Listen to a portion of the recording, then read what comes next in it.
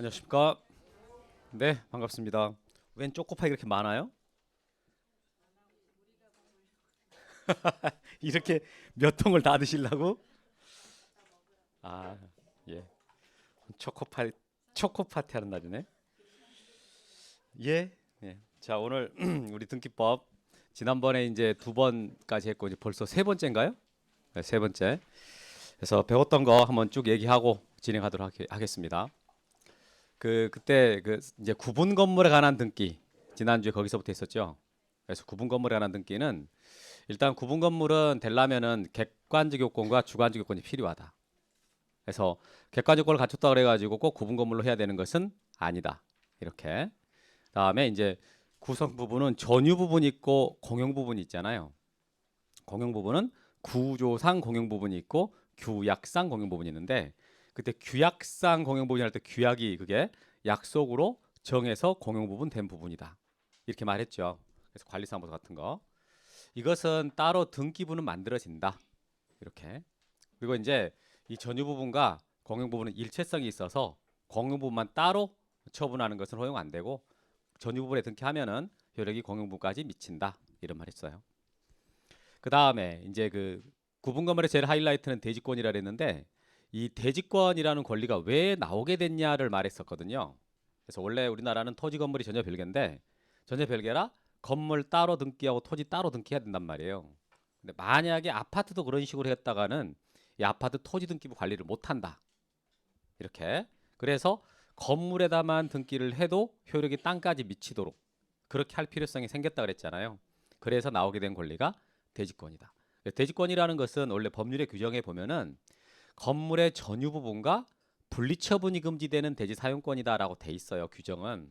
근데 그것을 우리가 이해할 때는 그냥 건물하고 토지를 묶어서 하나의 부동산으로 보는 권리다 이렇게 하라 그랬죠. 그래서 건물과 토지를 하나의 부동산으로 묶어놓은 권리다 이렇게 이제 그걸 대지권이라 이해하시고 그럼 그 대지권을 등기부상에다가 공시해야 된단 말이에요. 그럴 때 대지권 3종 세트라는 게 나온다 그랬거든요.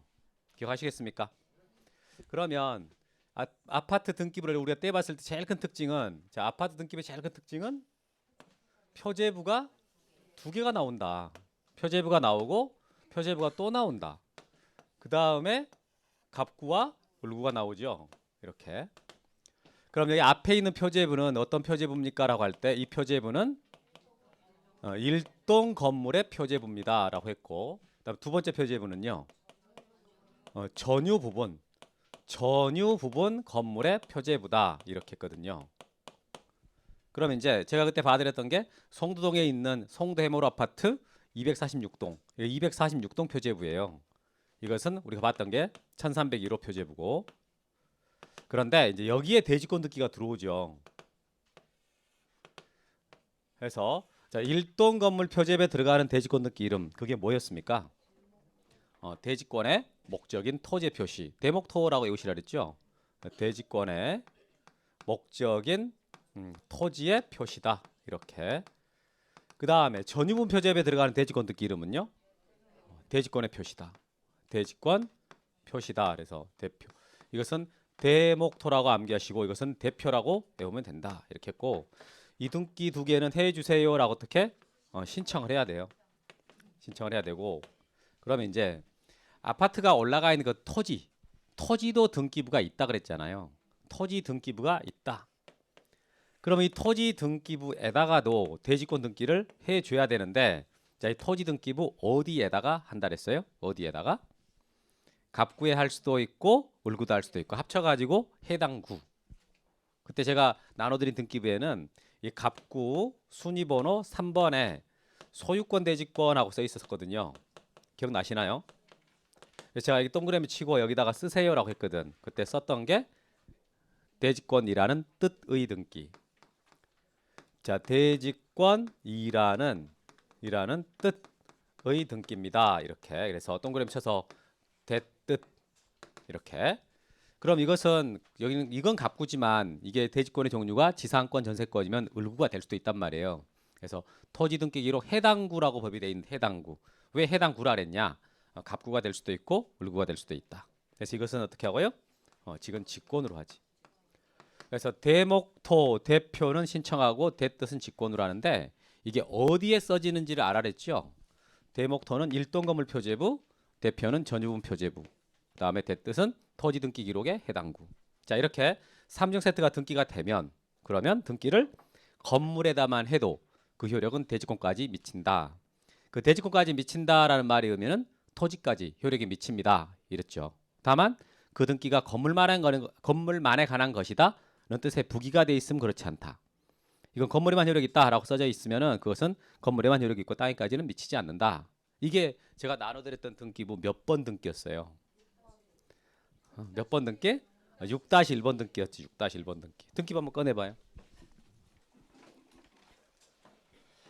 등기부 제일 먼저 1페이지 편 다음에 1페이지 편 다음에 3페이지 보시면 같이 보세요. 3페이지 보시면 거기 을구 나오잖아요. 을구. 3페이지에 을구 있단 말이에요. 을구에 거기 1번 근저당권 있고 바로 밑에 6번 전세권 있고 그 밑에 6-1번. 자, 6-1번 뭐라고 써 있어요? 6번 등기는 건물만에 관한 것이다 라고 써 있잖아요. 그래서 앞으로 대지권 등기 효력과 관련돼 가지고 건물에만 효력 있는 것이다 라는 뜻의 부기가 돼 있으면 그렇지 않습니다 라는 말이 나오면 몇 번 등기가 떠올라야 된다고요? 6-1번.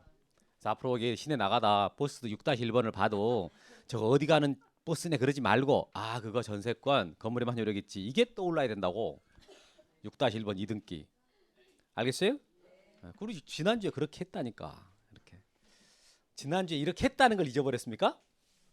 아니죠. 자, 이렇게 해서 됐고요. 그 다음에 이제 3장 들어갔습니다. 3장 등기 절차 총론. 자, 등기 절차가 일반적으로 어떻게 진행되나요? 그래서 등기 절차 총론 이래 가지고 이게 보통의 등기들은 항상 100% 똑같은 건 아니지만 거의 같은 절차로 진행한단 말이에요. 일단 등기해 주세요라고 어떻게 신청을 한다. 그러면 신청을 하면 등기소에서 이걸 접수를 해요. 접수해서 해줄까 말까 따져봐죠. 심사. 그래서 요건이 제대로 갖춰 있으면 수리 실행을 하는데 만약 제대로 못 갖췄다. 각하하죠. 등기 안 해줍니다. 이게 거절하는 거예요. 이 각하 이걸 영어로 뭐라 그래요? 빠꾸. 이게 빠꾸죠. 빠꾸 이거. 자, 그러면 실행하고 이제 그 다음에 교합한다. 이 교합한다 말보다는 실제 지금 쓰는 말은 식별부 기록한다 이런 말을 쓰거든요. 근데 실무에서는 교합이라고 써요. 그 다음에 마지막 등기 다 끝나고 나면은 등기필 정보가 작성이 됩니다. 이렇게. 그래서 이런 과정을 통해 가지고 이 등기들이 일반적으로 기록이 된단 말이에요. 그래서 우리가 이제 이 신청 단계에서 이 단계별로 하나씩 끊어서 보는 데가 3장이라 그랬잖아요.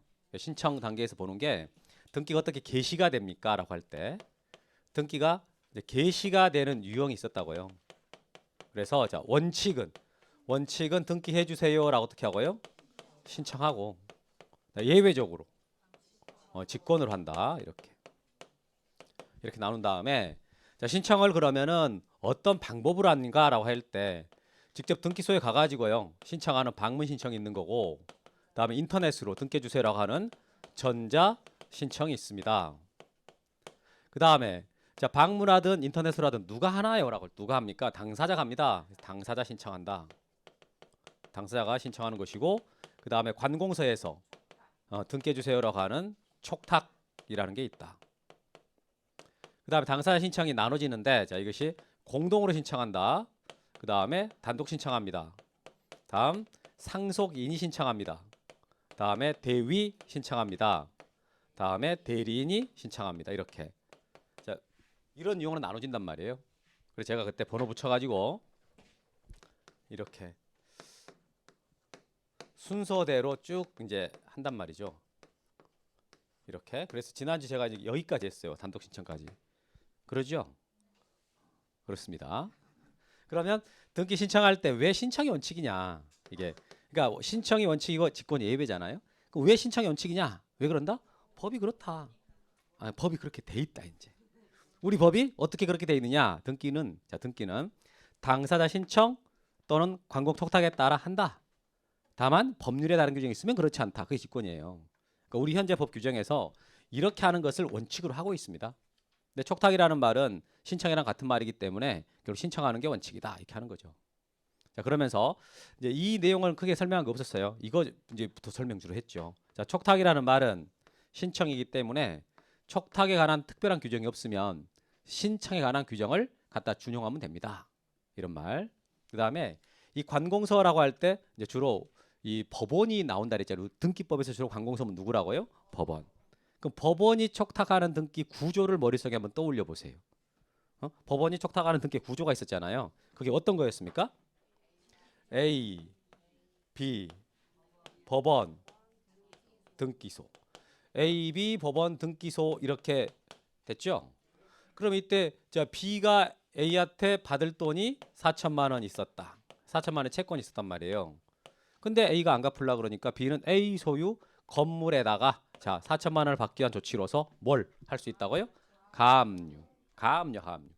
돈 받으려고 하는 조치는 가압류거든. 그래서 B가 법원에다가 자 뭘 신청하는 거예요? 가압류를 신청하죠. 가압류 등기 신청하는 거 아닙니다. 가압류 신청하면 법원에서 이제 재판을 한다.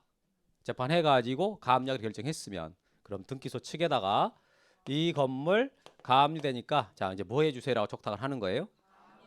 가압류 등기해 주세요.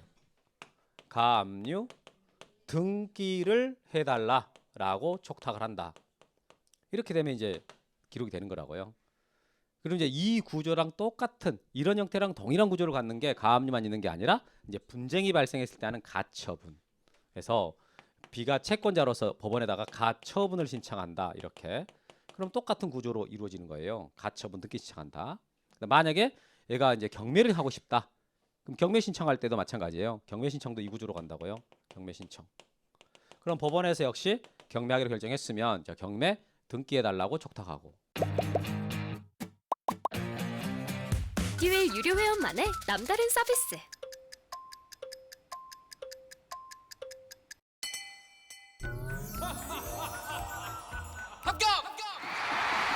합격하고 돈도 받는 혜택. 오직 에듀윌 유료 회원에게만. 에듀윌.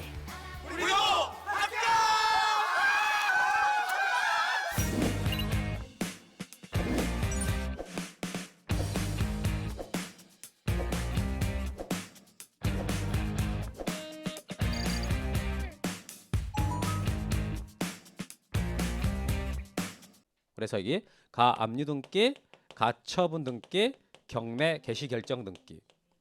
이 세 개 합쳐가지고 뭐라고 한다 그랬어요? 처분 제한 등기.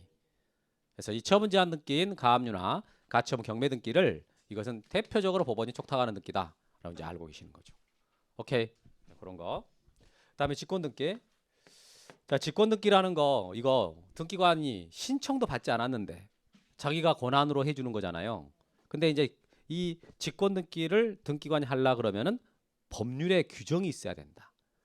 법률에 규정이 없으면 그렇게 못 하거든요. 근데 그 많은 법률의 규정들을 우리가 다 외울 수는 없으니까 그러니까 이제 어떨 때 신청하고 어떨 때 직권을 할 수 있을까를 나름 구분하는 노하우가 있어야 되잖아요. 그거 어떻게 구분한다 그랬어요? 알 수 있을까? 딱 봤는데 이거 누가 알 수 있어야 되는 거예요? 등기관이. 등기관이 알 수 있을까? 이런 사정이 있다는 걸 알까 따져봐 가지고 알 것 같다 라고 할 때는 어떻게 하는 거고요? 직권을 할 수 있는 거고 모를 것 같은데 그러면 어떻게 하고요? 신청하고. 그래서 대부분의 등기들을 신청할 수밖에 없는 이유가 등기관이 알 수가 없거든. 근데 이제 예외적으로 알 수 있는 경우들이 어떤 경우일까라고 따져봤을 때 이거죠. 이거랑 관계돼 있죠. 이게 뭐랑 관계돼? 이 그림이.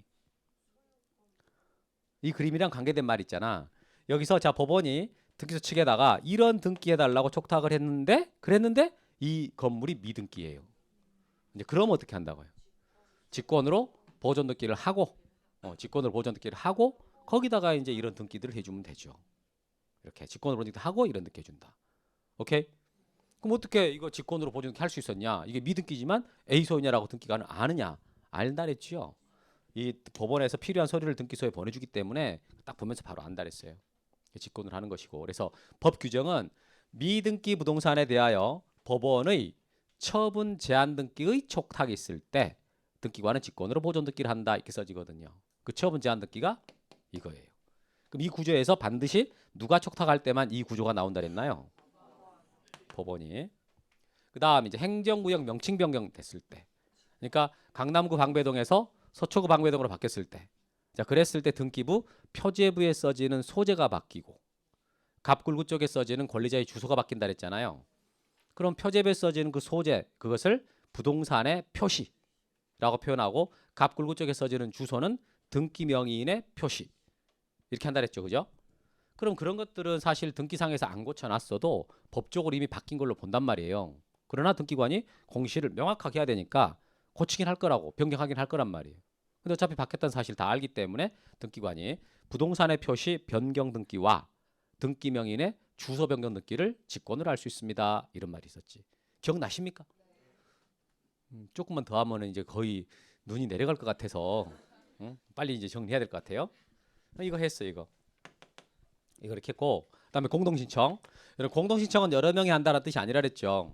등기 권리자와 등기 의무자가 함께하는 신청이다. 이렇게. 그럼 등기 권리자는 뭐냐? 등기하고 싶어하는 사람. 등기 의무자는 뭡니까? 협조해야 되는 사람. 이렇게 이해하시면 됩니다. 그럼 예를 들어 매매 계약을 예를 들었다. 매매 계약. 그럼 매도인이 있고 매수인이 있잖아요. 그럼 매도인과 매수인이 있을 때 누가 매매 계약에 따른 소유권을 등기를 하고 싶은 사람이냐? 매수인. 매수인이 등기 권리자가 되고 매도인이 등기 의무자가 돼서 공동 신청한단 말이에요. 그러면 매매 계약에 따라 이전 등기를 해놨는데 만약에 매매 계약이 무효가 돼가지고 말소를 한다.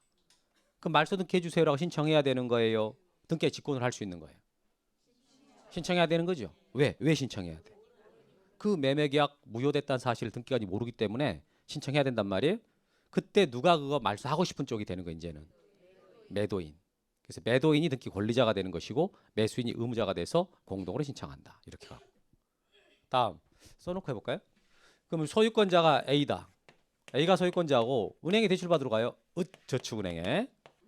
그럼 이때 이 건물 담보 잡히면서 저당권 설정 계약 한단 말이에요. 저당권 설정 등기 하려고 그래. 자, 저당권 설정 등기를 하고 싶은 거예요. 그럼 여러분 이 저당권 설정 등기 하려면 둘 간에는 무슨 계약을 해야 돼요? 이 저당권 설정 등기를 하고 싶으면 둘이 계약을 해야 되잖아. 그럼 무슨 계약하냐고요? 저당권 설정 계약한다. 저당권 설정 계약. 그럼 저당권 설정 계약을 할 때 그 계약 당사자를 누구라 그럽니까 우리가? 저당권 설정자하고요. 저당권자라 그러죠. 여기서 누가 은행이에요? 권자. 저당권은 은행이 만들어주는 게 아니라 건물주가 만들어준다 그랬죠. 저당권을 설정해 준 사람은 은행입니다. 은행이 아니라 건물주예요. 그럼 저당권자가 이제 그 권리를 갖는 거고. 그럼 이제 저당권 설정 등기가 된다 이렇게. 자, 저당권 설정 등기를 자 이렇게 한다라고 했을 때 이 등기 해주세요라고 신청할 때 권리자가 될 자는 누군가? 권리자. 저당권자. 그다음에 의무자가 될 자는요. 저당권 설정자. 이게 공동을 한단 말이죠. 다 변제했고 돈 갚았습니다 이제. 그럼 말소하고 싶은 거야. 그럼 또 신청해야 되는 거죠. 왜 신청해야 돼요? 돈 갚았다는 사실을 등기관이 모르니까 신청해줘야 된단 말이에요. 그럼 누가 여기서 이제 말소하고 싶은 쪽이 되는 거예요? 저당권 설정자가 등기 권리자가 되고 저당권자가 의무자가 돼서 공동으로 한다. 이런 식으로. 그래서 권리자 의무자 개념에 대한 말씀했습니다. 그런데 이렇게 여러분 등기 이제 이렇게 당사자가 이렇게 나올 때 하고 싶어하는 쪽을 등기 권리자라 그런다 그랬잖아요. 그때 이 등기 청구권이라는 개념. 등기 청구권이라는 개념이 나왔는데 이것은 등기를 청구하는 권리예요. 일반적으로 누구한테 행사합니까? 하고 싶은 권리자가 상대방 의무자한테 행사한단 말이에요. 상대방 의무자가 협조를 안 해버리면 어떻게 합니까? 소송하지. 소송을 해가지고 이기면 그 사람을 뭐라고 그래요? 승소한 등기 권리자. 자, 승소한 등기 권리자 재판에 이겼습니다. 소유자가 아직 된 건 아니지만 뭐가 달라지나요? 등기를 단독으로 신청할 수 있게 돼. 이제 공동으로 안 해도 된단 말이에요. 단독으로 할 수 있고. 그래서 승소한 등기 권리자의 단독 신청이라는 말이 나오고, 그다음에 등기 인수 청구권이라는 말이 있죠. 이 말을 그대로 해석하면 무슨 뜻이 된다 그랬나요? 그대로 해석하면 등기를 인수하라고 청구하는 권리다. 인수 넘겨가라 그 소리 아니에요. 누구한테 행사합니까? 의무자가 권리자한테 등기 넘겨가라 라고 의무자가 권리자한테 행사하는 건데, 그래도 권리자가 안 넘겨가면은 넘겨가라 라고 소송을 해서 이기잖아요. 그럼 이기면 그 사람을 뭐라고 그래요? 승소한 등기 의무자. 그럼 승소한 등기 의무자로서 어떻게 할 수 있다고요? 단독 신청. 그래서 승소한 등기 권리자나 승소한 등기 의무자가 단독으로 신청할 수 있다가 연결되거든요. 오케이? 그럼 이제 제가 지금 공동 신청 하다가 이런 말 했잖아요. 그럼 단독 신청으로 넘어가지고 이미 지금 단독 신청 말했거든. 자, 판결에 의한 등기는 승수한 등기 권리자나 등기 의무자만으로 등기 신청할 수 있어요. 지금 말했잖아요. 그때 말하는 그 판결이라는 것은 어떤 판결을 말한다? 확인 판결, 이행 판결, 형성 판결 종류 3개인데 그 중에서 이행 판결을 말하는 게 원칙이다. 그리고 그 판결은 확정돼야 되죠. 그래서 확정 판결이어야 돼. 확정 판결. 근데 확정 판결은 판결의 종류 이다 아니다. 아니다. 아니다. 그다음에 그러면 이게 승소한 사람이 가서 단독으로 신청할 수 있잖아요. 근데 패소한 사람은 단독으로 그 판결서 가져가더라도 등기 신청을 못 한다. 왜 패소한 사람 못 한다 그랬어요? 졌으니까. 지난주 다 설명해 드렸어. 왜 그런지. 예, 졌으니까 그래도 돼. 자, 그다음에 이제 지금 제가 말한 것은 상대방은 있는데 이게 단독으로 신청할 수 있는 방법을 말한 거잖아요. 판결 받아가지고. 근데 애초부터 등기가 상대방이 아예 없는 등기가 있잖아. 대표적으로 뭐가 있어요? 소유권, 보존 등기. 제일 건물 처음 만들고 땅 새로 만들고 하는 최초의 등기 있잖아요. 그 보존 등기는 누가 단독으로 신청하는 거예요?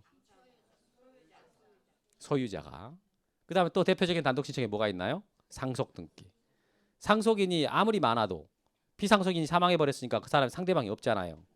그래서 상속인이 10명이 가도 그건 단독 신청이다. 이렇게 말했고.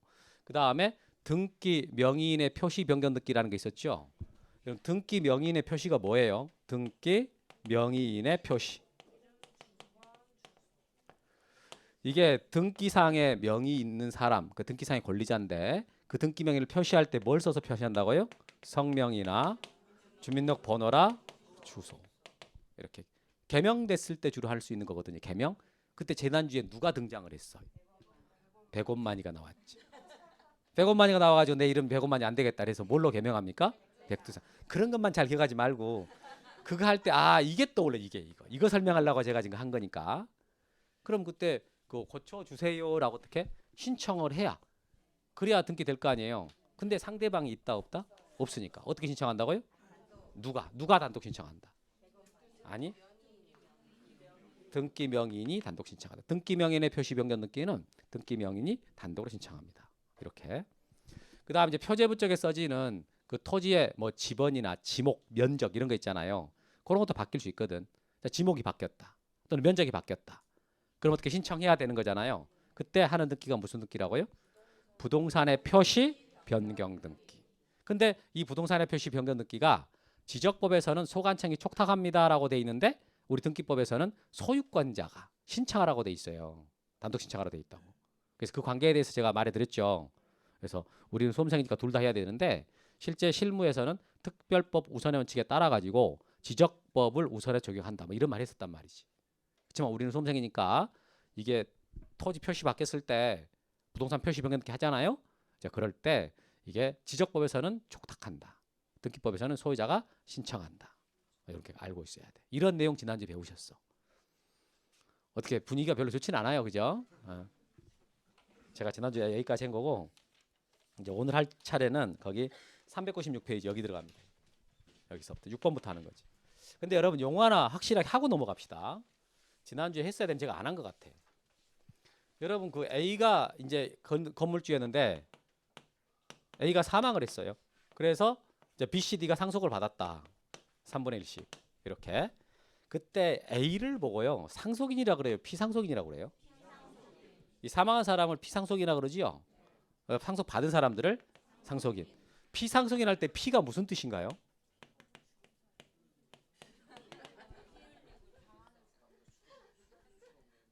네, 제가 이 말 했어요? 앞으로 이거 피 흘린다 그런 말 하지 마요. 그런 말 하지 말고 제대로 좀 배우셔갖고 이제 제대로 쓰셔야 돼. 여러분 피상속인 뭐 피해자, 피고 이런 말. 그 다음에 피한정 후견인, 피대위자, 그 다음에 피보험자, 그 다음에 뭐 피박 이런 말이 있어. 피라는 말을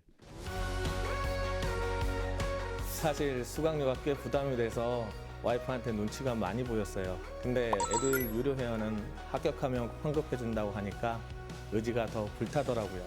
받아야겠다. 꼭 받아야겠다. 그래서 환급 받으셨나요? 네, 와이프가 엄청 좋아하더라고요. 우리 법률 용어에서 되게 많이 쓴단 말이에요. 그러니까 여러분들이 그걸 제대로 알고 있어야 되는 거야. 지금 이거 다 법률 용어들이잖아. 이거 빼고. 물론 이건 여러분 배우지 않아. 근데 나머지는 다 나온단 말이지. 그럼 여기서 이 피를 해석을 어떻게 한다고요? 피 흘리는 사람 이래 버리면 이거 어떻게 해석할까 이거? 이것도 해석하지. 이런 것들이 해석이 안 돼요. 그러니까 이게 법률 용어에서 피는 정말 많이 쓰이거든. 그러니까 해석하는 방법 알아야 되는데 이게 되는 당하는 이런 뜻이에요. 되는 당하는. 그러니까 이게 상속 당한 사람이에요. 그럼 상속 당한 사람이니까 어떤 사람이에요? 사망한 사람이라고. 그럼 피해자는요. 해를 당한 사람이라고. 해 입은 사람. 그래서 피해자라고 그러죠. 피고는 소송당한 사람이에요. 이게 피한정 후견인. 이게 뭐예요? 후견인이 자 피한정 후견인 능력 있는 사람이 능력 모자란 사람이에요. 자, 그럼 후견인 뜻이 뭐예요? 후견인. 뒤를 봐주는 사람이에요. 후견인은 뒤를 봐주는 사람이거든. 그러니까 능력 있는 사람이 능력 모자란 사람이에요. 아니 후견인 뒤를 봐주는 사람은 뒤를 봐주는 사람이 능력이 모자라면 얼마나 불안하겠어. 그럼 피후견인은 뭐겠어요? 빼버리고 피후견인은 뒤를 봐주는 걸 당하는 사람이에요. 한정후견을 당한 사람이라고 도움이 필요한 사람인 거지. 이렇게. 그다음 피대위자는 뜻이 뭐겠어요? 대의를 당한 사람. 채권자 대의 신청한다 이런 말 들어보거든요. 그럼 채권자 대의 신청할 때 채권자가 대위자가 되는 거야. 그러면 대의를 당한 상대방이 있을 거 아니에요. 채무자. 그 사람을 피대위자라고 그래. 표현할 때. 그럼 보험자 있죠. 보험계약. 여러분 보험 다 들었을 거 아니에요. 그럼 여러분들이 보험 들을 때 쓰는 계약서가 보험계약서거든. 보험계약이라고. 그럼 거기서 보험자가 개인을 말하겠어요? 회사를 말하겠어요? 보험계약에서 보험자라고 그러잖아. 그 보험자가 회사예요? 개인이에요? 이 험자가 위험할 때 험자거든. 위험을 보호하는 자예요. 위험을 보호하는 자. 그러니까 개인이 회사요. 회사지. 그럼 피보험자는 뭐겠어요? 위험으로부터 보호를 받는 자라고. 개인들을 말하는 거지. 피라는 말은 피박. 그건 잘 알잖아요. 박쓴 사람. 박쓴. 그러니까 이 피라는 말을 그냥 피 보는 사람 이러지 마요. 알겠죠 앞으로? 그래서 이 법률 용어에서 피라는 게 많이 나와요. 피한정후견을 어떻게 해석할 거예요? 그게 이 말이 되게 어려운 말이야. 한정후견이 도대체 뭔데? 말이 되게 어렵잖아. 그래서 뭐지? 그럼 되게 어려운 말인데 그냥 이게 우리가 그래도 피라는 말을 되는 당한이라고 해석하면 아 능력이 모자라는 사람이겠구나 이렇게 연결할 수 있단 말이지. 그래서 이렇게 숙연할 것까지는 없어요. 그래서 이 개념에 대해서는 잘 아시라. 자 이제 우리 4번 포괄승계는 신청으로 가보도록 하겠습니다. 앞으로 누가 말하면 피 본다 그러지 말고 되는 당하라고 자신 있게 말하세요. 자 갑이 소유자라 있어. 갑이 소유자인데 을하고 매매 계약을 했어요. 매매 계약을 했는데 이 계약을 하고에 따라 그에 따라 등기를 해줘야 되는데요. 등기하기 전에 사망해 버린 거예요. 갑이. 수업 시간에 너무 많이 자주 죽는다고 놀라지 말고요. 그럼 이제 갑이 사망해 버렸어. 그럼 여러분 이 매매 계약 효력은 없어져 버려요? 그대로 유지가 되겠어요? 계약이 없어지지 않아. 여러분들이 그 상속에서요. 상속에서 우리가 재산만 상속받는다라고 생각할 수 있는데 이 법률상의 지위도 상속됩니다. 법률상의 지위도 상속이 되기 때문에요. 이때 갑이 사망하면 갑의 매도인의 지위가 이게 갑의 상속인 병아트로 승계가 된다라는 거죠. 그러니까 병을 이제 매도인이라고 생각하면 돼. 이렇게 승계가 되니까. 그럼 계약 내용에 따라 가지고 을한테 등기를 넘겨줘야 되는데 자 그럴 때 병아트로 상속 등기를 하고 그 다음에 을한테 넘어가겠어요? 바로 을한테 넘어갈까요? 어떻게 바로 간다? 상속 등기 하고 간다? 바로 넘어가. 상속 등기 안 해요. 바로 을한테 넘어가는 거예요. 그럼 이제 을한테 넘겨달라고 신청서를 써야 돼요. 자, 신청서 쓰는데 이때 자, 등기 의무자를 쓰고요. 등기 권리자를 써야 된단 말이에요. 그럼 여기서 등기 권리자가 될 사람은 누구라고요? 바로 넘어간다 그랬잖아요. 그러니까 을이 되는 거예요. 그럼 의무자가 될 사람 누구예요?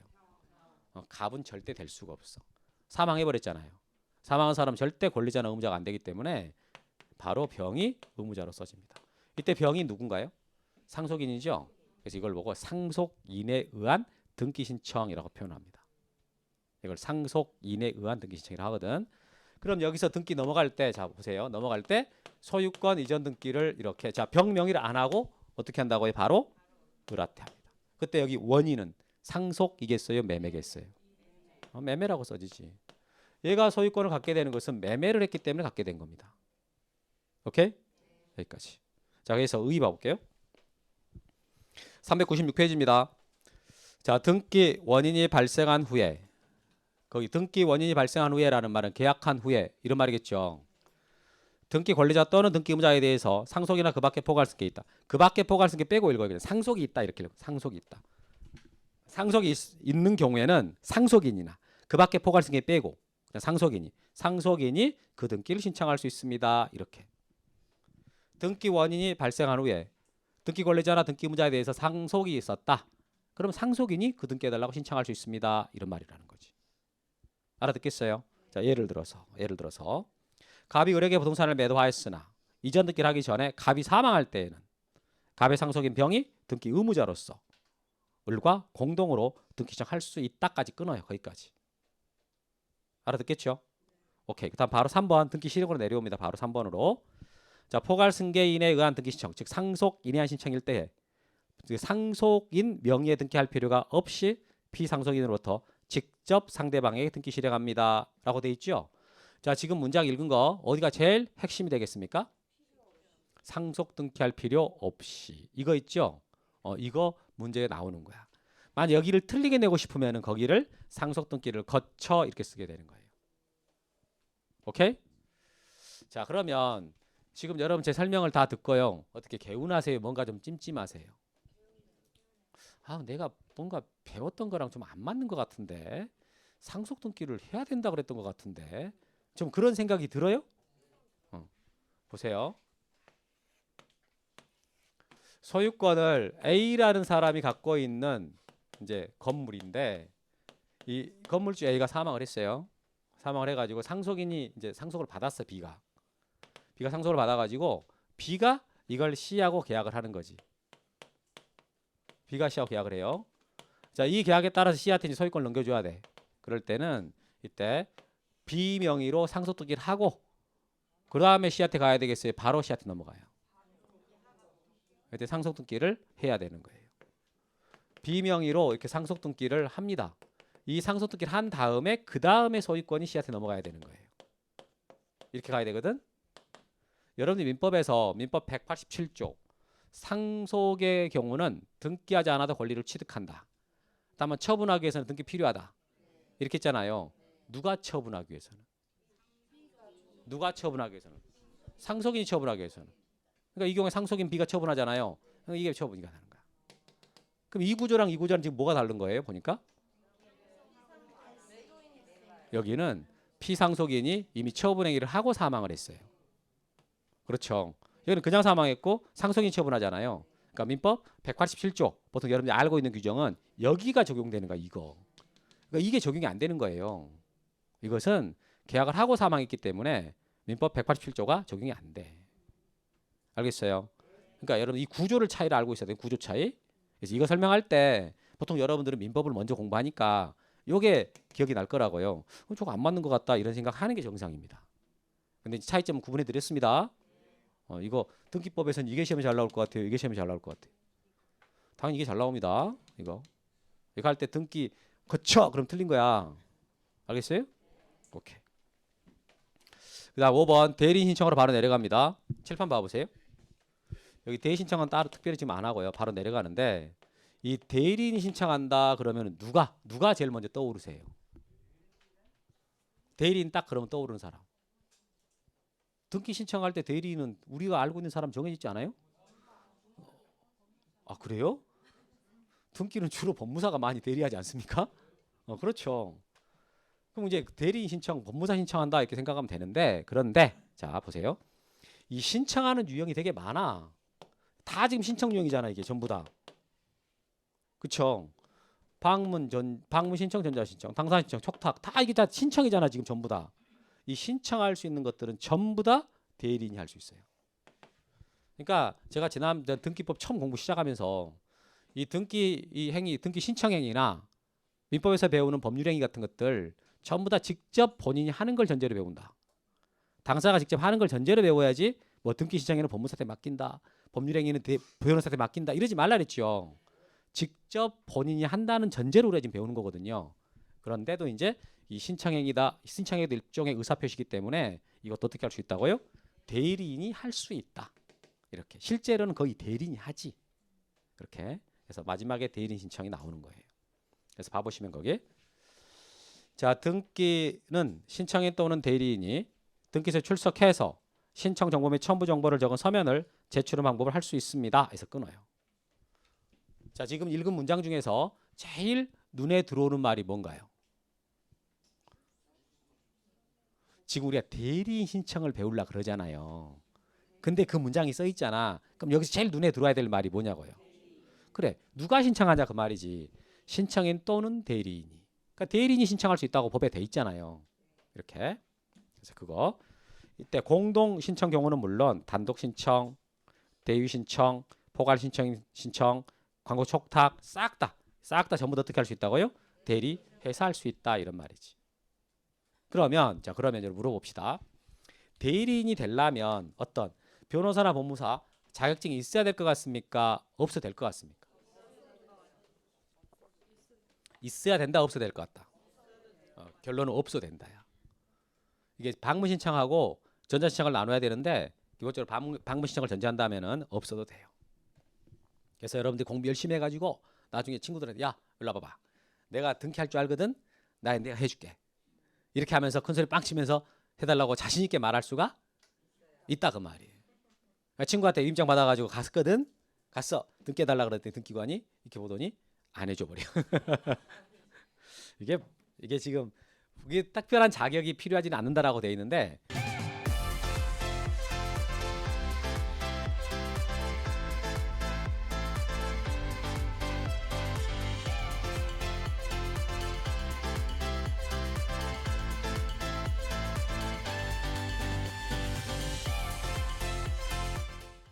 근데 법무사법에 보면은요. 자격증 없는 사람들이 이 등기 신청 대리를 임의로 못하게 돼 있어요. 이게 법무사법에 그게 규정이 있어요. 근데 여러분들이 만약에 가족 거 있죠, 가족 거. 부모님 거나 형제 자매 거나 친구 거, 아니 자식 거 이런 거 있잖아요. 그런 것은 해줄 수가 있거든. 근데 그걸 만약에 하러 갔을 때 이게 나 이거 동생 거다라고 말하잖아요. 그럼 가족관계 증명서 같은 거 떼달라 그래요. 확인입니다, 확인. 그럼 자격증은 없단 말이죠. 그런데도 허용을 해준다라는 거예요. 그런 거. 그럼 결론은 우리는 시험을 봐야 되거든. 시험을 봐야 되니까 이 방문 신청할 때는 자격증 있는 사람만이 대리할 수 있습니까? 자격증 없는 사람도 할 수 있습니까? 결론이 그거야. 없는 사람도 할 수 있다. 이렇게 정확하게 알고 있어야 된다고. 오케이. 제일 밑에 보시면 대리인 자격 관련돼 가지고 등기 신청 대리인이 될 수 있는 자는요. 변호사나 법무사가 아니라도 무방합니다 라고 돼 있죠. 이건 방문 신청일 때를 말을 해요. 근데 인터넷으로 만약에 신청하잖아요. 전자신청. 오른쪽 페이지 맨 위에 전자신청. 이때는요. 아무나 못하게 돼 있습니다. 변호사나 법무사 자격증 있는 사람만 할 수 있도록 한정해놨어요. 이걸 보고요. 자격자 대리인이라 합니다. 뭐라 그런다고요? 자격자 대리인. 이렇게 말을 해. 그 정도까지만 합시다. 그 정도까지만. 그래서 여러분 만약에 대리인 또 자격도 없는데 등기 알았다고 쳐봐요. 그럼 해줄 것 같아, 안 해줄 것 같아? 대리인 자격이 없어. 무권대리야. 무권대리가 등기 신청하러 왔단 말이에요. 그럼 등기관이 해줘야 안 해줘요? 대리권도 없는데? 여기 봐보세요. 여러분 민법에서 대리 지금 배웠죠? 진도 안 나갔어요 대리가. 기초에서는 대리를 안 배우는 거예요. 그러면 됐어요. 그럼 나중에. 대리인이 한 행위 효과는 본인에게 속하거든요. 대리인이 뭔가를 했다. 그럼 그 효과가 본인한테 속하게 돼요. 그러니까 대리인이 등기소 가가지고 등기해달라고 신청한 거잖아요. 그럼 본인이 간 거랑 똑같은 거야. 근데 대리권이 없다고 봐요. 무권 대리라고 쳐봐. 대리권이 없는 놈이 등기소 가가지고 등기해달라고 신청을 했어. 그럼 해준다 안 해준다? 그럼 본인이 온 거야 안 온 거예요? 당사자가 온 게 아닌데 등기소에 안 온 건데? 그러니까 등기가 안 되지. 이게 여하튼 일단 패스 여기까지. 자 이렇게 해가지고 이렇게 대리 신청까지 받고 이제 우리가 볼 수 있는 게 전자 신청 여기 전자 신청 들어가도록 하겠습니다. 자 전자 신청 관련돼 가지고 보는 거 여러분 전자 신청이라는 말이 이렇게 나오면 약간 어렵게 느껴질 텐데 그냥 인터넷 등기 신청이다라고 생각하시면 돼. 인터넷 등기 신청이다. 그게 지금 된단 말이에요. 그럼 여기 소유권 보존 등기, 소유권 이전 등기, 저당권 설정 등기 이런 거 있잖아요. 이런 것들 전부 다 어떻게 할 수 있다고요? 인터넷으로 할 수 있어. 봐보니까 등기는 대법원 규칙이 정하는 바에 따라서 전산 정보 처직을 이용하여 신청 정보 및 첨부 정보를 보내는 방법으로 할 수 있다. 이런 말 나왔죠. 자, 여러분 이렇게 문장을 읽다가 이렇게 괄호가 나오죠. 그럼 이 괄호 나온 문장은 어떻게 해야 돼요? 그냥 건너뛰고 읽어야 되는 거예요. 문장을 읽다 괄호를 읽어버리면 문맥 파악을 못해요. 그러니까 문장을 읽다가 괄호가 나오면 건너뛰고 쭉 읽고 나서 다시 돌아와가지고 읽어야 되는 거예요. 그게 문장 읽는 요령입니다. 그래서 자 일단 거기서 다 읽었어요. 그럼 자 일단 괄호 빼고요. 읽은 문장 중에서 제일 핵심적인 표현이다라는 데가 어디 같아요? 전산 정보 처리직을 이용하여라는 말 있죠. 이게 여기서 제일 핵심적인 표현이야. 이 말이 인터넷을 이용해서 신청한다지 그런 말이거든요. 그러니까 전자신청의 개념을 써놨으니까 전자신청 그 개념에 가장 부합한 표현이 여기서 뭐냐라는 거죠. 전산 정보 처직을 이용하여. 이 표현이 여기서 제일 핵심이라고. 오케이. 그런데 이제 자 가로 안에 봐보니까 가로 안에 법원 행정처장이 지정하는 등기용으로 한정합니다 이렇게 돼 있잖아요. 그러니까 모든 등기들을 100%다 전자신청할 수 있다 그건 아니다. 다 할 수 있다 안 되는 것도 있다. 안 되는 것도 있는 거예요. 법원 행정처장이 지정하는 등기용을 한정한다 그랬으니까 100% 다 할 수 있는 것은 아니다 이런 말이 되겠지. 그럼 어떤 것은 되고 어떤 것은 안 될까요? 그건 몰라도 돼. 그건 몰라도 돼. 그냥 다 되는 건 아니다 이렇게 하시면 되지. 뭐는 되고 뭐는 안 된다 그까지 몰라도 돼. 깜짝 놀랐죠. 그거까지 알아야 되는 줄 알고. 표정들이 지금 당황한 표정이었다니까. 그럼 자 거기 됐고 2번 했던 말은 지금 참 거기 됐어요. 거기까지 하고 그 다음에 이제 전자신청을 할 수 있는 자는 누굴까? 라고 할 때 여러분들은 기본적으로요 전자신청을 할 수 있겠습니까? 못할까요? 할 수 있어. 이 전자신청이라는 게 인터넷 뱅킹이랑 많이 비슷하거든요. 우리 다 인터넷 뱅킹 할 수 있잖아. 물론 은행 가서 등록을 하긴 해야 되지만 일단 다 할 수 있는 자격이 있어요. 그래서 봐보면 전자신청은 사용자 등록을 한 자연인과 전자증명서를 발급받은 법인이 할 수 있다라고 돼 있잖아요. 거기 자연인 동그라미, 법인 동그라미. 그때 그 자연인에는 누가 들어간다고요? 외국인이 포함돼. 그러니까 낙가무라도 할 수 있다 그 말이에요. 이렇게. 그래서 자연인과 법인이 할 수 있다. 반면에 법인 아닌 사단과 재단은 할 수가 없습니다라고 돼 있잖아요. 여러분 법인 아닌 사단 재단은 못한다 그랬는데 왜 못할까요? 법이 그렇습니다. 법이 그렇게 돼 있어요. 여러분 우리나라가 전자신청 처음 도입된 게 2006년이에요. 꽤 오래됐어요 지금. 2006년도에 처음 전자신청 도입이 됐을 때는요. 우리나라 국민만 됐어요. 국민만. 법인 못했고요. 외국인 안 됐어요. 처음 도입됐을 때. 그때 국민만 했다가 확장돼 가지고 이제 법인도 하고 외국인도 되는 거거든요. 아직은 법인 아닌 사단재단은 허용 안 해준다고. 여기까지는. 오케이? 자 이렇고 그 다음에 2번은 좀 전에 봤던 거야. 대리인이 아무나 되는 게 아니라 대리인 될 수 있는 자격은 변호사나 법무사의 하나입니다. 그 사람들을 뭐라고 표현한다고요? 자격자 대리인 이렇게 표현합니다. 뭐라고 한다고요? 자격자 대리인 이렇게.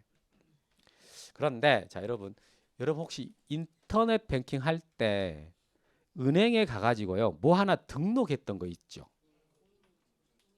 뭘 등록하잖아. 뭘 쓰라 그러죠. 그리고 그때 뭘 냈잖아요. 뭐 냈어요? 신분증 내잖아요. 그게 어떤 등록하는 과정 절차거든요. 이게 전자신청하려고 그러면 반드시요 등기소를 한번 가서 등록을 해야 됩니다. 그걸 보고 사용자 등록한다고 그래. 그걸 사용자 등록한다라고 표현하는데 우리 인터넷 뱅킹 하려고 하면 은행 한번 가가지고 등록하는 거랑 똑같다고 생각하면 돼요. 그럼 보면 이거 자 사용자 등록을 신청하는 당사자나 자격자 대리인은요 등기소에 직접 출석해야 된다 해서 끊어요. 직접 가야 돼. 한 번은 반드시 가야 되는 거예요. 근데 그 가로 안에 뭐라고 써 있지 않습니까? 자 읽어보세요. 가로 안에 뭐라고 써 있나 한번 읽어봐요. 자, 사용자 등록하러 갈 때는 어느 등기소로 가야 된다라고 돼 있나요? 아무 데나 가도 돼. 아무 데나. 어느 등기소든 일단 등기소 가가지고 등록만 해놓으면 돼요. 우리가 인터넷 뱅킹 할 때 아무 지점이나 가도 되잖아요. 그렇게 생각하시면 돼요. 그런데 이제 자 거기 사용자 신청서에는요. 인감증명법에 따라 신고한 인감을 날인을 하고요. 인감증명 및 주소증명 서면을 첨부하세요라고 돼 있잖아요. 자, 뭔가 사용자 등록할 때 낸다 그랬네요. 그죠? 뭘 낸다고 돼 있나요? 인감증명하고 주소증명 서면, 주민등록번 이런 거 되겠죠. 그죠? 여러분 인감이 뭡니까? 인감이 뭐예요? 여러분 그 도장을 제 이름 알면은 그냥 여기 도장 파는 집 가가지고 그거 하나 파주세요. 그럼 팔 수 있잖아요. 그때 신분증 봅시다라고 그거 말하던가요? 안 하잖아. 얼마짜리 파드릴까 이거나 물어보지. 그러니까 여러분들이 제 걸 팔 수 있어요. 김민석 하나 파달라 해서 팔 수 있다고. 그래서 워드로 문서를 작성해. 워드로. 그래놓고 나중에 김민석 친 다음에 도장을 찍어버려. 그러면은 마치 김민석이가 어떤 법률행위 한 것처럼 만들어낼 수 있잖아요. 이렇게 도장은 너무 쉽게 이게 만들어줄 수 있어. 그래서 나는 앞으로 나와 관련돼 갖고 중요한 법률행위를 할 때는 아무 도장이나 안 쓰고 이 도장만 쓰겠습니다. 라고 이렇게 등록을 해놓은 도장이에요. 동사무소에다가 등록해 놓은 도장. 그게 인감도장이라고. 그러죠? 그러면 내가 인감을 도장 찍었다고 어딘가 계약서에다 찍었어. 근데 그게 찍어놓은 도장이 진짜 인감인지를 모를 거 아니에요. 그러니까 이게 진짜 인감이 맞아요. 라고 증명을 해야 되니까. 그러니까 어떻게 합니까? 그 증명서를 발급받아서 떼서 넣어주는 거야. 그게 뭐라고요? 인감증명서 또는 인감증명이라고 그러는 거지. 말 알겠죠? 그것을 하나 떼줘라. 이렇게. 다음에 2번 사용자 등록을 한 자격자 대리인에게 전자신청을 위임했을 때 당사자는 사용자 등록할 필요가 없어요. 그러니까 여러분들이 법무사한테 맡겨버렸잖아. 법무사한테 맡겨버렸으면 법무사가 방문 신청을 하든 전자신청을 하든 여러분들이 할 것은 없는 거지. 뭐만 하면 돼요. 돈만 주면 돼. 그럼 다 해줘. 이렇게. 뭐 법무사가 전자신청한다라고 해가지고 여러분들한테 귀찮게 할 것은 없는 거예요. 걔들이 다 해준다고. 오케이? 그 다음에 있는 거 이제 전자신청 방법이라는 말이 나왔는데 출석 신청주의 배제된다라는 말이 나왔거든요. 여러분 그 보세요. 방문 신청한다라는 말은요. 어디로 방문한다는 뜻입니까? 등기소로 직접 출석한다는 뜻이잖아요. 근데 전자신청한다라는 말은요. 인터넷으로 한다는 뜻이거든. 그러니까 출석한다라는 게 불가능하죠. 그 말이에요. 여러분 혹시 인터넷 신청해놓고 잽싸게 등기소 가가지고 거기 도착했어요? 라고 어떻게 좀 물어보고 싶은 마음이 좀 있을까요? 여러분 인터넷으로 송금해놓고 나서 전화해서 받았어? 갔어? 하긴 하나요? 할 때가 있지. 근데 과태료 납부할 때는 하긴 안 하잖아. 제일 아까운 돈이 그냥 과석도 아닌데 과석 걸려가지고 그 딱지 날라올 때 있잖아요. 그거 없어요? 꼭 있어 저는. 근데 그게 어떤 모르는 지역 갔는데요. 가끔 가다 보면은 뭐 통학 학교 있는 주변 있잖아요. 거기 진짜 천천히 가야 되는데 30km 이러잖아요. 학교 있는지도 모르고 지나갔다가 한번 날라올 때 있더라고. 그래서 물론 저희 집도 앞에 학교가 있으니까 조심해서 가지. 근데 거기는 그냥 조심할 수밖에 없는 게 막 나오자마자 있기 때문에 속도를 못 내요. 근데 학교 있으면 진짜 조심하잖아요. 근데 한번 내가 억울하게 받았다니까. 응? 이게 갔는데 거기가 전혀 모르는 지역인데 나중에 날라온 거예요. 근데 보니까 30km 지역인데 37km가 갔어. 많이 간 것도 아니잖아. 그치. 하여튼 그래서 되게 억울했어. 제가 이런 말을 왜 했지? 출석? 이거랑 무슨 관계가 있지 출석이랑? 하여튼 그 출석주의와 관련돼 가지고 방문 신청할 때는 적용되지만 전자신청에는 적용되지 않는다. 이렇게. 그 다음에 전자신청 방법 요것만 하면 되는데 여러분 방문해가지고 등기해달라고 신청할 때는 종이를 이렇게 내야 될 거 아니에요. 종이로 된 서면을 내야 된단 말이에요. 근데 전자신청은 종이로 된 서면을 보낸다는 건 말이 안 되는 거 아닙니까? 그래서 그거에 대한 표현이 나와야 돼. 자, 그것이 2번인데 전자신청할 경우에는 신청 정보 내용으로 등기소에 제공해야 되는 정보를 전자문서로 등기소에 송신합니다라는 말이 나와요.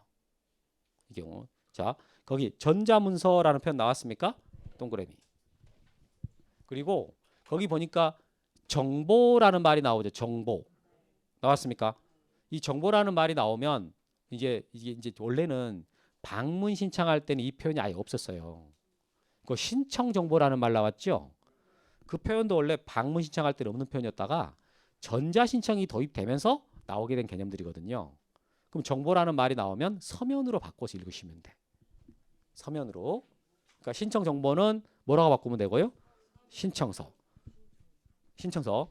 그 등기할 때 필요한 많은 서면들 있잖아요. 그걸 거기서 전부 다 뭐라고 표현하고 있습니까? 정보라고 표현하고 있는 거예요. 등기할 때 필요한 많은 서면들, 그것도 등기할 때 필요한 많은 정보들 이렇게. 근데 그것들을 보낼 때 종이로 못 보내니까 어떻게 보낸다고요? 전자문서. 전자문서로 보낸다. 이런 말을 쓰는 거라고. 알아듣겠죠? 오케이, 거기까지. 뒤쪽은 특별하게 할 말은 없습니다. 자, 이렇게 해서 칠판 좀 봐보세요. 지난주부터 해가지고 등기가 어떻게 개시가 되나라고 해가지고요. 개시 유형들. 원칙 신청, 예외 직권. 신청하는 유형이 되게 많다. 다양하게. 여러분들이 이걸 다 외울 필요는 없어요. 저는 강의하려니까 외우는 거고 이렇게 써놓고 하는 거지 여러분들이 이걸 외울 것은 없어요. 그러니까 제가 칠판에 써놓으면 다 외워야 되는 부담감이 있다고 생각하는 것 같더라고. 그렇습니까? 진짜로 외워야 된다는 생각을 하세요? 부담만 갖지 외우지는 않잖아요. 그래서 이거 그냥 외우려고 그렇게 애쓰지 말고 각각에 대한 개념들이 있어. 개념들. 제가 강조해드린 개념들이 있거든. 그런 거 위주로 학습하시면 잘 따라오실 수 있습니다. 자, 여기까지 하고요. 이제 쉬었다가 거기 다음 페이지 신청 정보 및 첨부 정보 여기 들어가도록 하겠습니다. 쉬었다 할게요.